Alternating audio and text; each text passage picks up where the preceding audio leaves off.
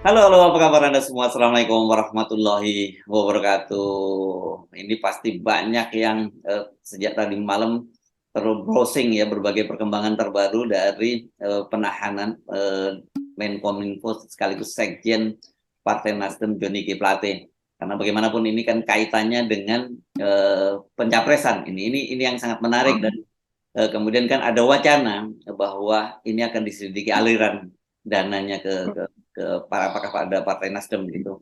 Ya, kalau ada katanya partai itu bisa dibubarkan, tapi saya diskusi dengan beberapa ahli hukum keuangan dan sebagainya dan dari sisi undang-undang katanya enggak gitu, nggak bisa dilakukan semacam itu. Tapi nanti itu bahasan yang berbeda. Yang kita akan bahas kali ini adalah bahwa mengapa kemudian akhirnya Joni G. Plate itu ditahan juga, dijadikan tersangka dan ditahan.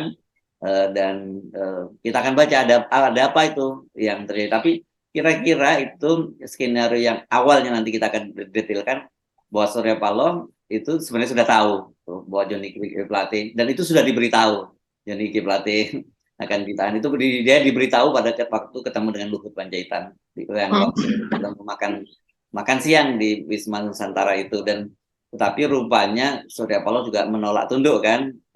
Nah ini dampaknya dan kemudian langsung ditetapkan sebagai tersangka. Dan ini di sini kan Ibu Megawati dan Pak Jokowi itu sekarang sedang bersimpang jalan dalam soal pencapresan. Tapi dalam soal Anies Baswedan mereka bertemu dalam satu kepentingan lah yang sama mungkin itu. Itu akan kita bahas dalam program Off the Record, membaca berita di balik berita. Masih terus bersama saya Hersubun Arif. Dan saya Agi Beta, kita berjumpa lagi hari ini. Semoga semuanya dalam keadaan sehat ya Mas Hersul. Yes. Karena ini apa namanya ya, ini tidak lepas kaitannya dengan pencapresan 2024 Oh ya, ya. itu. Betul.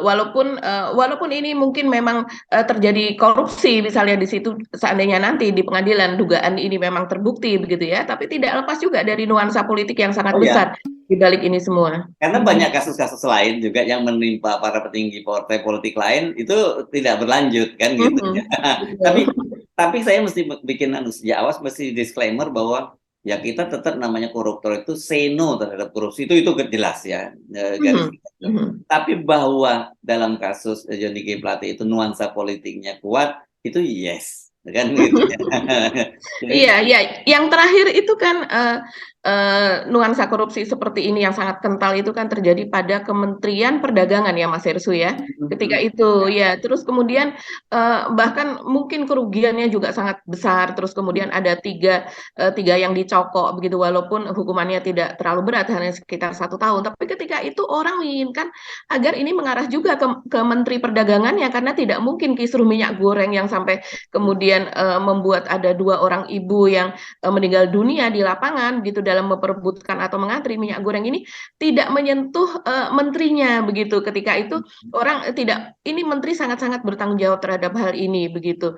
Tapi ternyata toh itu menterinya juga tidak sampai terkena ke sana begitu. Terus kemudian juga hanya di reshuffle saja. Nah, sementara kasus-kasus yang lain yang ada di kementerian lain juga itu sepertinya kita juga melihat Mas Hersu, media juga mengungkap sebetulnya, tapi tidak sampai ke sini. Nah, inilah yang Johnny G. Plate ini makin kita melihatnya sesudah memang Anies dicalonkan, dideklarasikan, ini memang makin kuat begitu terhadap kasus yang ada di Kemenkominfo ini. Ya, Dan kalau puncaknya dalam kasus perdagangan kemarin 5 Mbak yang kena kan oh sebenarnya. 5 ya Ya, akhirnya. 3 dari perusahaan minyak, perusahaan kelapa sawit, 1 Ya, di betul. Dirjen Perdagangan Luar Negeri dan 1 si konsultan dan Lincing W Iya, itu iya. ya. Dan dilokalisir di situ dan hukumannya ringan-ringan semua itu. Gitu ya. Yang saya kira Ya. jangan-jangan sekarang bentar lagi mereka udah pada keluar semua karena ada revisi, ada apa gitu ya. Jadi ya ini memang seperti itu. Jadi buat kita ya kalau korupsi itu harusnya ya disikat semua, jangan tebang pilih begitu ya.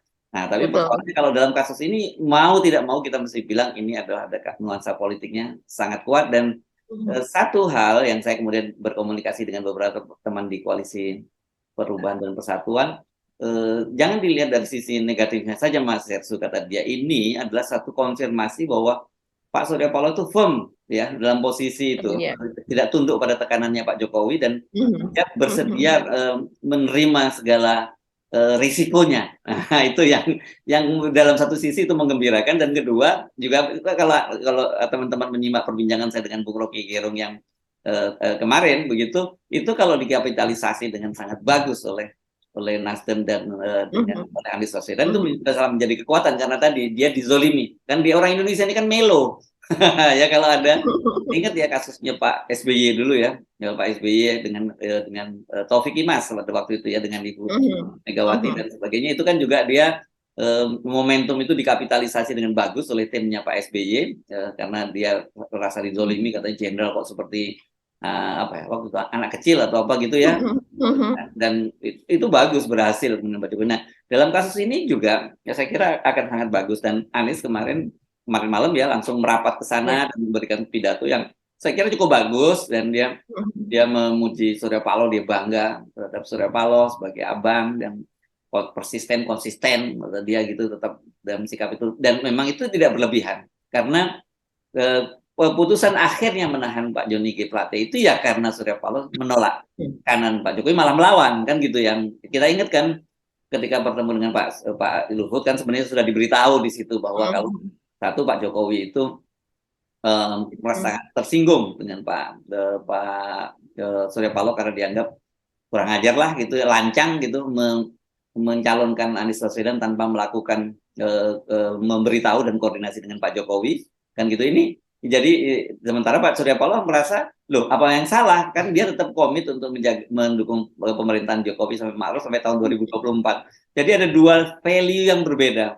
Pak Jokowi bicara soal negara dalam konteks personal gitu ya, soal unggah-ungguh, toto kromo dalam bahasa Jawa begitu, dalam kultur Jawa. Sementara Pak Surya Paloh bicara dalam kultur dalam etika kenegaraan. Nggak ada yang salah yang dilakukan oleh Pak. Ini saya kira kemudian ketemulah soal ini, dan akhirnya Pak Jokowi mengambil keputusan untuk melakukan reshuffle. Dan kenapa kita membiarkan itu dilanjutkan oleh PDIP, oleh Kejaksaan Agung yang terafiliasi dengan PDIP. Kan dalam hal ini kan gitu ya, dalam kasus minyak goreng kan juga pada waktu itu kan kita tahu yang paling penting kan teman-teman PDIP juga, dan itu konteksnya pada waktu itu adalah memangkas atau menghajar mafia minyak goreng yang digunakan untuk biaya penundaan pemilu ya, kampanye penundaan pemilu kan pada waktu itu, dan perpanjangan 3 masa jabatan Pak Jokowi gitu. Itu yang saya kira konteksnya.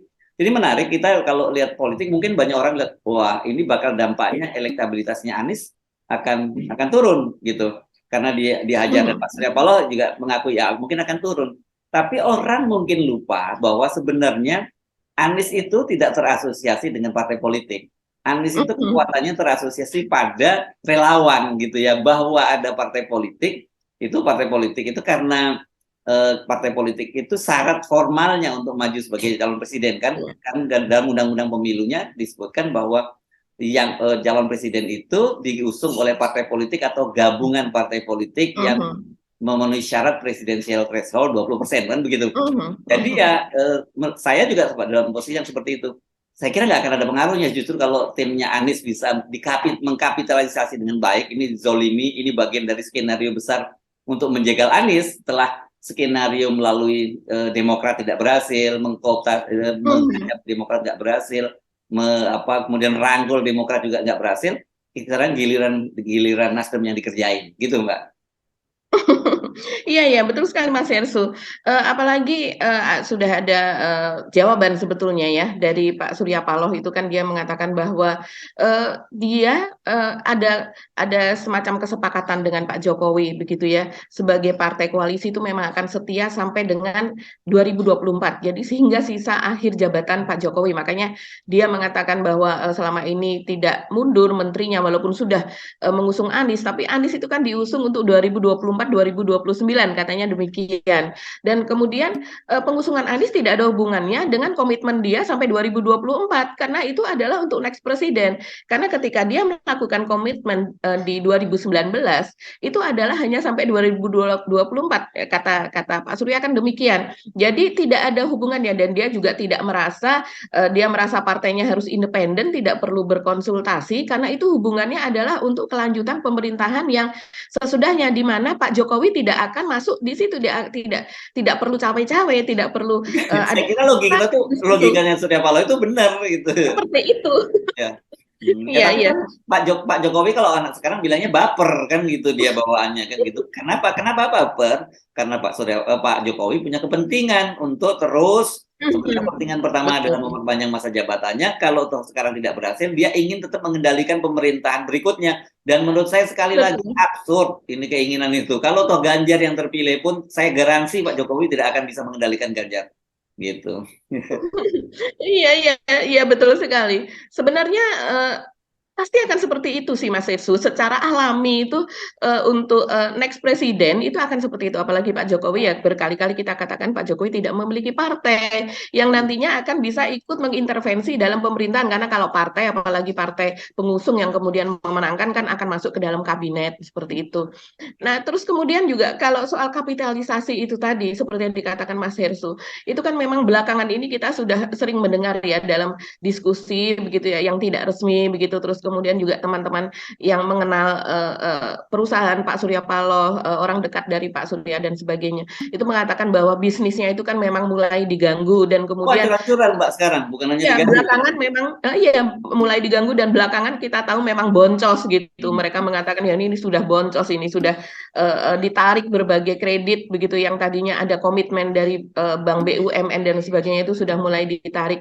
Nah, ini saya rasa itu yang bisa dikapitalisasi karena secara kalau kita secara nalar, kalau seandainya Anies tidak dicalonkan, itu rasanya akan berjalan begitu saja. Contohnya adalah seperti catering untuk Freeport dan juga perusahaan-perusahaan pemerintah lainnya, begitu ya. Itu salah satu contohnya yang paling besar ya untuk Freeport yang untuk 40.000 orang itu sudah berlangsung sekian puluh tahun begitu.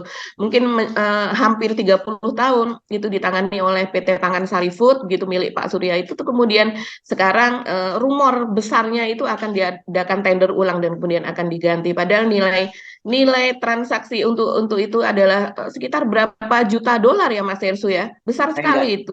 saya nggak Ya. detail angkanya, tapi saya tahu bahwa dulu kan Freeport ini dikuasai oleh Bob Hasan ya pada masa Orde Lama ya. Ya, ya, betul dari Bob Hasan, terus kemudian masuk ke BPPN ya, Badan Penyihatan Perbankan Nasional, terus kemudian diambil oleh Pak. Memang perusahaan-perusahaan yang ada di BPPN ini kan kemudian ada yang dilelang, diambil alih siapa yang mau mengambil begitu dari pihak pemerintah begitu kan. Terus kemudian sekitar 400 juta dolar kalau tidak salah itu nilai dari tender untuk Freeport saja begitu dan kemudian kalau saya dihitung-hitung ada yang mengatakan bahwa mungkin keuntungan untuk PT Pangansari itu bisa nilainya adalah ratusan miliar per tahun begitu. Itu cukup besar untuk sebuah perusahaan. Dan sekarang yaitu dikatakan kalau kata anak sekarang itu boncos gitu ya. PT Pangansarinya juga perusahaannya Bob Hasan ya. Kalau cateringnya Pak Surya Paloh setahu saya itu Indocater dulu namanya ya.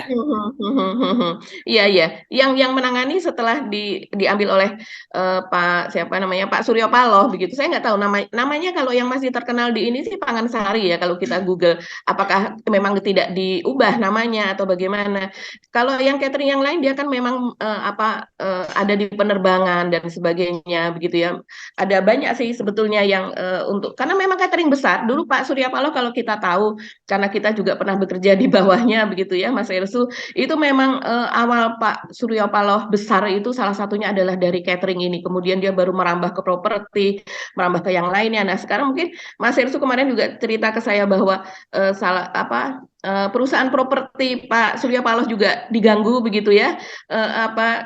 Kredit dari bank pemerintah untuk apa namanya Indonesia Tower apa Mas Hersu ya Ya, ya, yang saya lupa namanya di ya samping di Jalan Tamrin ya, Jalan Tamrin ya di ada dua tower di situ yang tower kembar yang sekarang kemudian ya karena setelah mencalonkan Anies terus kemudian ditarik itu kredit pembangunannya itu kan masih akan dibangun karena dulu diambil dari Cina Sonangol terus kemudian akan dilanjutkan pembangunannya oleh Pak Surya media begitu dan sudah mendapatkan komitmen kredit dari bank pemerintah, tapi kemudian setelah mencalonkan Anies itu kemudian ditarik begitu ya komitmen tersebut pada akhir 2022 dan sekarang salah satu tower itu sedang ditawarkan ke pengusaha di Timur Tengah di Arab begitu. Nah, ini begitu juga dengan media ya Mas Hersu. Ya, ya, ya. Medianya itu iklan-iklan dari BUMN itu sekarang juga ya kita tahu sebagai orang media kalau yang di pusat mungkin media-media nasional teman-teman off the record mungkin sering melihat banyak sekali iklan BUMN di situ. Kita tahu BUMN kita tuh jumlahnya besar sekali. Kalau yang media di daerah itu sering mendapatkan iklan dari BUMD. Itu memang sudah kerjasama seperti itu begitu ya. Ya, Ada ya. misalnya tapi sekarang itu rupanya ikutan boncos juga ini Ya, untuk ya. media Nah, ya tapi Pak. catatan kita kalau soal media ini memang ada dua faktor saya kira ya. Satu Mhm. tadi itu yang iklan-iklannya udah mulai dipangkas oleh presiden. Ini kan ingat, ini kita mengingatkan kita pada Pak Abu Rizal Bakri ya, pada Pilpres Betul, 2019 yang ketika dia mendukung betul. Prabowo juga dikerjain habis Ini itu. mirip sekali, benar-benar. TV One dan juga proyek-proyek yang berkaitan proyek-proyek migasnya juga dipangkas itu oleh Betul. pemerintah kan pada waktu itu. Jadi ini pola bukan hal yang baru. Nah, sekarang giliran Pak Surya yang kena gitu. Tapi kalau soal media itu kan memang satu itu, kedua sekarang ini yang terjadi memang industrinya. Media itu sedang berubah kan begitu ya. Ya, Ya, jadi memang berat sekarang media itu dari sisi operasionalnya apa dan sebagainya udah berat karena memang dengan munculnya media media sosial itu media shifting. Saya lihat kalau iya, belanja iklannya itu media-media sosial itu udah mulai mengambil alih benar. Mhm. televisi, industri televisi gitu. Apalagi Iya. televisi berita itu emang berat situasinya. Jadi Mhm. ya memang Pak Surya Paloh suffering, menderita cukup anu lah ya, cukup besar itu dalam kasus mendukung Anies dan ternyata kan tadinya kita menduga oke, orang sebenarnya diam-diam banyak yang pengamat yang paham. Mari kita lihat apa Mhm. yang terjadi pada Surya Paloh. Apakah dia kemudian tunduk pada tekanan Jokowi dan meninggalkan Anies Baswedan? Itu kan sejak sejak orang yang paling dicurigai di antara koalisi itu sebenarnya Nasdem, bukan bukan yang lain-lain gitu ya.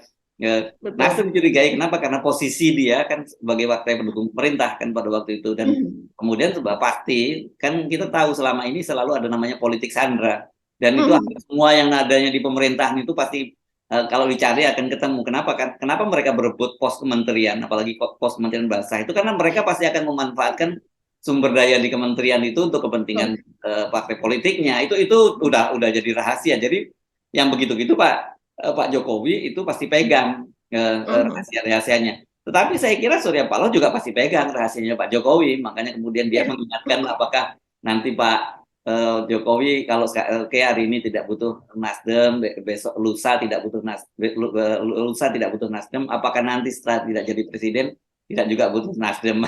Kan ini jadi ini sebenarnya saling waktu itu saling saywar lah ya semacam itu dan yang kita terkejut kan akhirnya ketika Pak Jokowi akhirnya secara terbuka mengaku ya memang tidak diundang. Nah, itu ketika itulah Mhm. kemudian kita tahu bahwa ini memang mengeras hubungan kedua orang ini Mhm. gitu. Iya, iya, betul sekali Mas Ersu.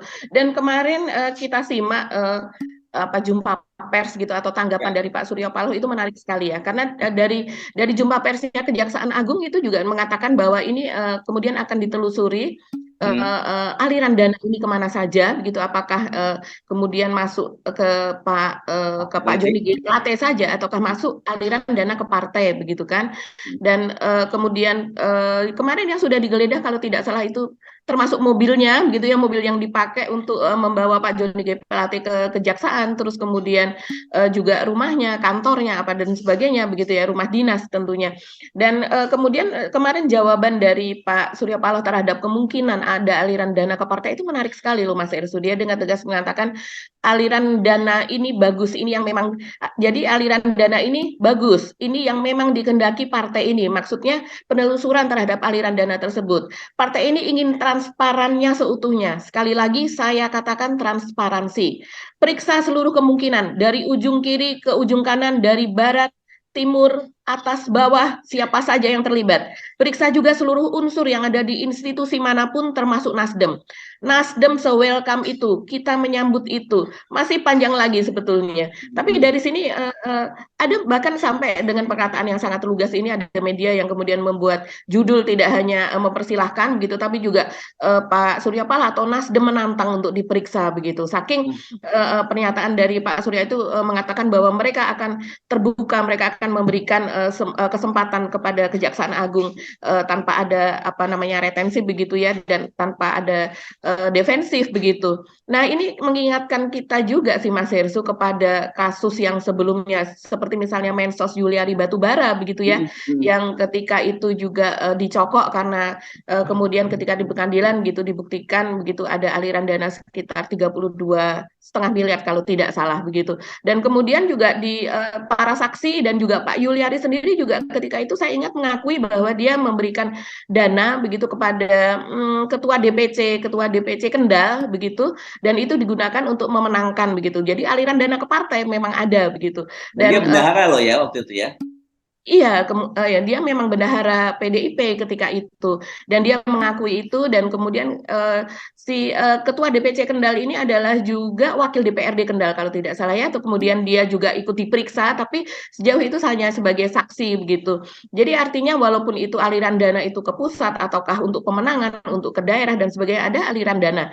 Ada kemungkinan aliran dana memang ke partai. Cuman ketika itu kan kemudian sangat ramai ada madam bansos apa dan sebagainya. Karena itu kemudian hanya terhenti hanya di situ begitu. Padahal ada kemungkinan besar begitu. Itu ada aliran dana ke yang lain-lainnya begitu Mas Hersu. Yang itu kalau seandainya dibongkar itu tentu akan menjadi sebuah kasus yang sangat besar. Tapi kemudian dinyatakan bahwa tidak cukup bukti kalau ada aliran-aliran lainnya. Nah, ini bagaimana dengan apa yang terjadi pada Pak Johnny G. Plate? Apakah betul ada aliran dana ke partai?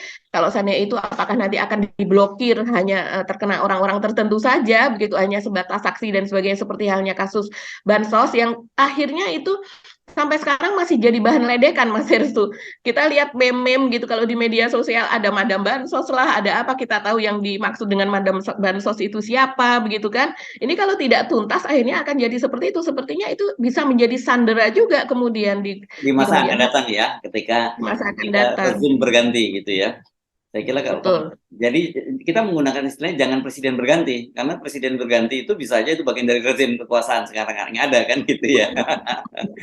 Betul. Dan memang kalau kita simpulkan semua kehebohan ini ya itu muatannya memang soal pencapresan Anies. Jadi kali lagi kita mesti ingatkan bahwa Pak Jokowi itu belum melepaskan keinginannya atau melepaskan skenario besarnya untuk menghambat Anies. Sebenarnya saya kira selugas itulah yang mesti kita bisa sampaikan dalam kasus yang seperti ini, dan kemudian Pak Surya Paloh melawan kan gitu, itu yang terjadi. Pak Surya Paloh melawan dan dia tahu, saya kira gini, orang mungkin heboh setelah penetapan Pak Johnny G. Plate, tapi sebenarnya Pak Surya Paloh sudah jauh lama, udah lebih duluan tahu, dan dia sudah menyiapkan skenario. Saya tahu ada semacam negosiasi dalam pengertian artinya saling, atau kalau bahasa lugasnya saling tantang dan negosiasi lah begitu. Nah, dan kemudian rupanya dua-duanya nggak mau ngalah nih, nggak mau tunduk gitu ya. Pak Jokowi juga tetap ngotot, dan Pak Surya Paloh juga tidak mau tunduk pada tekanan Pak Jokowi. Ya akhirnya terjadi seperti sekarang inilah gitu. Iya. Dan kemudian seperti biasa, kalau seandainya terjadi korupsi seperti ini kan kemudian dikulik harta kekayaannya begitu ya. Dan kita tahu bahwa sebetulnya Pak Johnny G. Plate ini ada nuansa ininya juga loh Mas Hersu.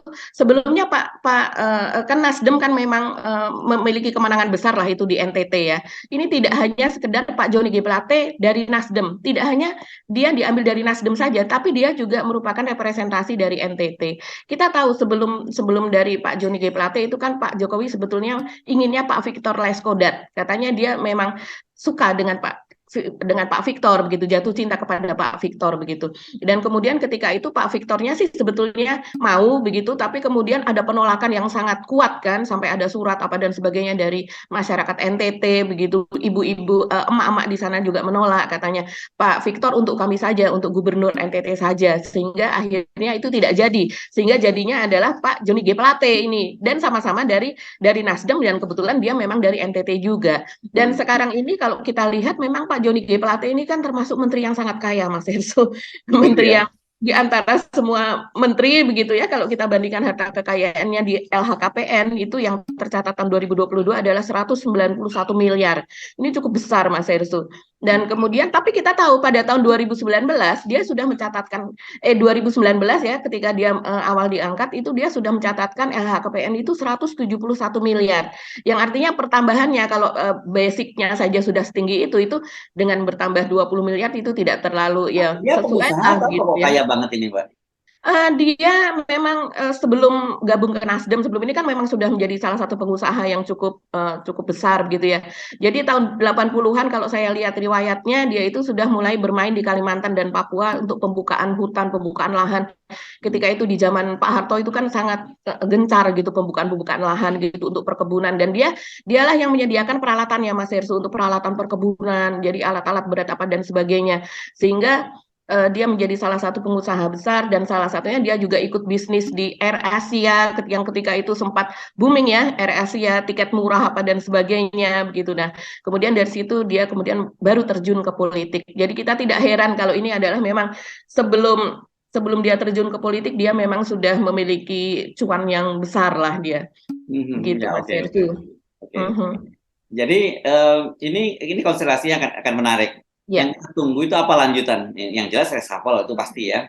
Dan orang sekarang Mhm. rame-rame mengkaitkan ini, kelihatannya ini saya baca di media sosial, kelihatannya Haritanu katanya yang disiapkan untuk menjadi Menteri Kominfo gitu, karena kemarin kan dipanggil juga khusus oleh Pak Jokowi dan membawa masyarakat Tionghoa yang kemudian dia mengklaim bahwa 7 juta etnis Tionghoa itu akan Ya. mengikuti pilihannya Pak Jokowi, kan itu yang kemarin rame diberitakan di media. Ya, itu ramai Mas Ersu loh. Ya, Itu kan jadi kontennya Mas Ersu ya. ya. Iya, dikontenkan di Hersu Point, dan kemudian ada jawaban dari Pak Yusuf Hamka, dan Pak Yusuf Hamka ini cukup keras gitu ya jawabannya. Dia kemudian menelpon kepada ketua namanya apa, Paguyuban Marga Tionghoa Yang kalau pokoknya tidak Marga salah ya. Tionghoa seluruh Indonesia atau PTSM. Seluruh Indonesia, begitulah begitu ya, tidak begitu hafal. Dan kemudian langsung menelpon kepada ketua umumnya, dan ketua umumnya juga menyesalkan hal tersebut. Ketua umumnya mengatakan bahwa seharusnya kalau tidak salah Pak Haritanu itu sebagai apa Mas Heru, ketua pembina atau ketua pengarah atau apa begitu ya, dewan-dewan begitu yang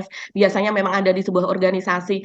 Dan kemudian menurut ketua umum ini mengatakan kepada Pak Yusuf Hamka memang itu bukan proporsi dari seorang Dewan Pembina untuk mengatakan hal tersebut. Seharusnya itu adalah tupoksi dari ketua umum, dan memang tidak ada itu yang namanya dari paguyuban tersebut menyatakan bahwa mereka sebagian besar mendukung presiden siapapun yang dipilih atau yang di-endorse oleh Pak Jokowi. Tidak ada dia mengatakan demikian. Itu gusar betul itu Pak Yusuf Hamka. Karena itu statement itu berbahaya sekali, ya kan, statementnya itu kan politik super identitas, iya kan, ya kan, itu berbahaya dan itu bisa merugikan, terutama yang kita kasihan adalah komunitas Cina di kelas bawah gitu ya, yang sebenarnya mereka nggak Ya. terlibat dalam urusan politik. Lalu kalau Pak Haritanu kan kelihatan benar sekarang ambisi politik, dia kan melakukan rekrutmen besar-besaran gitu ya. Saya kira ini kalau seperti klub sepak bola itu dia hire dari pemain-pemain bintang dari mana-mana saja gitu,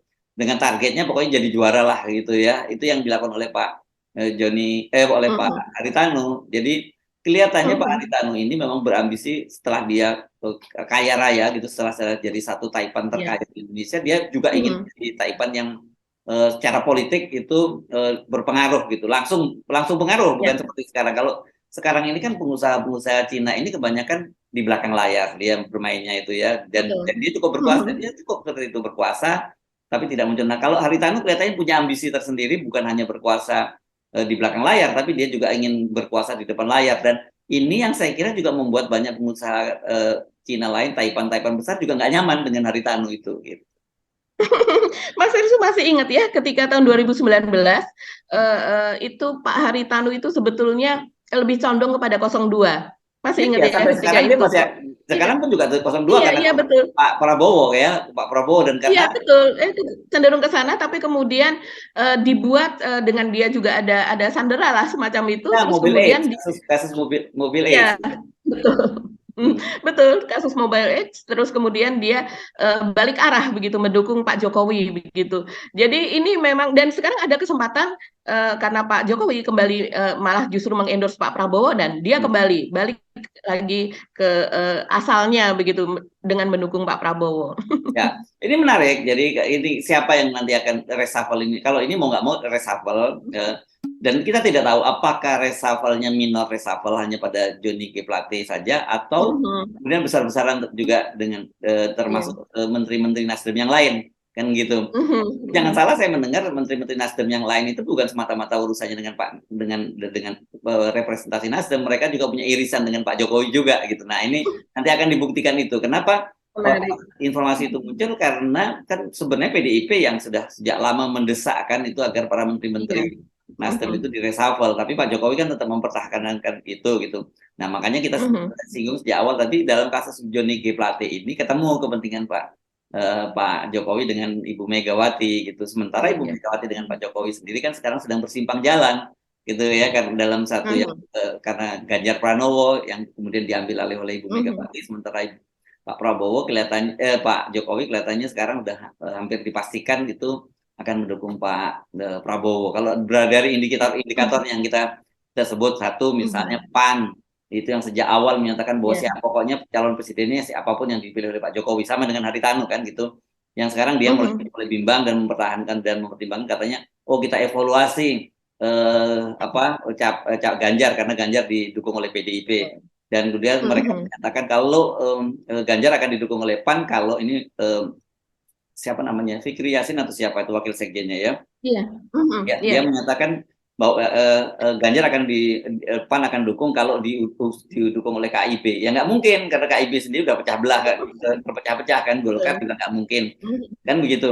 Dan di Mhm. internal Mhm. PAN sendiri memang ada perbedaan. Misalnya Viva Yoga Mauladi itu cenderung ke Ganjar tetap. Iya. Sementara Mhm. sekjennya Edi Suparno itu cenderung ke Pak Prabowo. Jadi tapi itu Mhm. indikatornya kelihatannya akan ke Pak Prabowo. Itu yang pertama, yang saya kira salah satu indikatornya.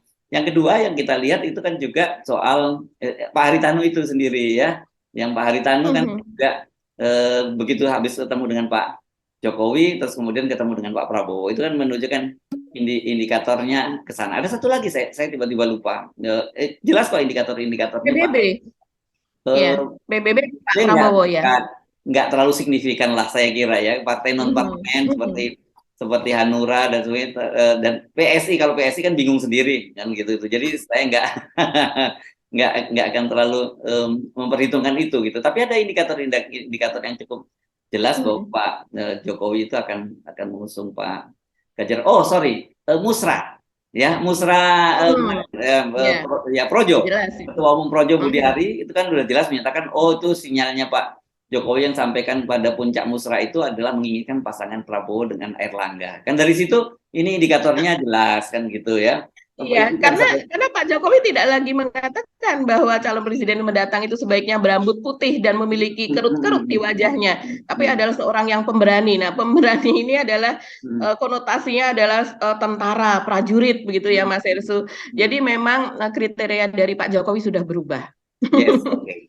Jadi ini kita tunggu, hari ini akan ada peristiwa-peristiwa politik yang sangat menarik, saya kira dalam beberapa hari ke depan, dan akan ada perubahan-perubahan konstelasi. Kita tunggu apakah kemudian Nasdem itu tetap seperti sekarang ini, nanggung juga Ya. gitu.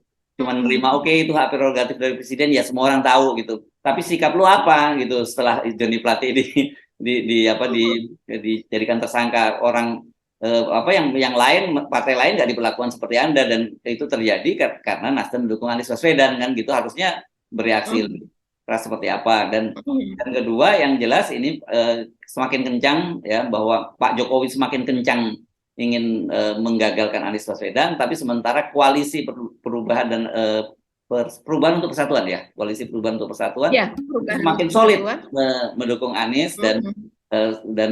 seperti Nasdem bersedia menderita untuk itu.